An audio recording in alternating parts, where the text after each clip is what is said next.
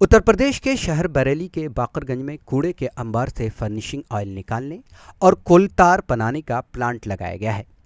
Bareilly municipal corporation ने इस मंसूबे को अमली जामा पहनाने के लिए पीपीपी मॉडल के तहत एजेंसी से 55 रुपए क्विंटल के हिसाब से कूड़े का सौदा किया है।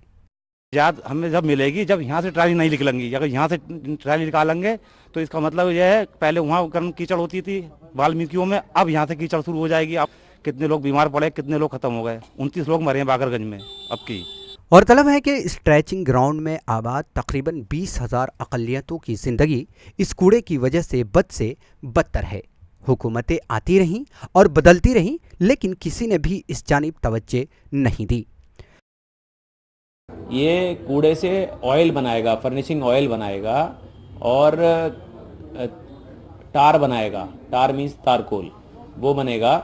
ये जो प्लांट है ये एनवायरनमेंट फ्री है और एनवायरनमेंट को इससे कोई नुकसान नहीं होता है। चल रहा है ट्रायल में। शुरू में जो भी प्रॉब्लम्स होती हैं, टीथिंग प्रॉब्लम्स हैं, उनको दूर कर कर मुझे लगता है कि परसों पूरे जोर शोर के साथ इसका शुरुआत होगी।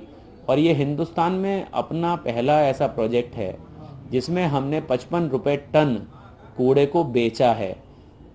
आने वाले समय में जो कूड़ा लोग सड़कों पर फेंक देते हैं, नालियों में फेंक देते हैं, मुझे ऐसा लगता है कि आने वाले समय में लोग अखबार की रद्दी की तरह कूड़े के भी घर में ड्रम रखेंगे और उसको बचा के रखेंगे, क्योंकि कूड़ा भी बिकेगा। ये प्लांट मुल्क का पहला ऐसा प्लांट है जो न सिर्फ फजा को आलूदगी से पाक रखेगा, बल्कि कूड़े के बदले आमदनी का जरिया भी बनेगा। बाकरगंज की बीमारी इतनी है कि वो तो नगर निगम में क्या उसे पता चल जाएगा कि डिस्ट्रिक्ट में हर वक्त 10-20 बाकरगंज के पड़े ही रहते हैं।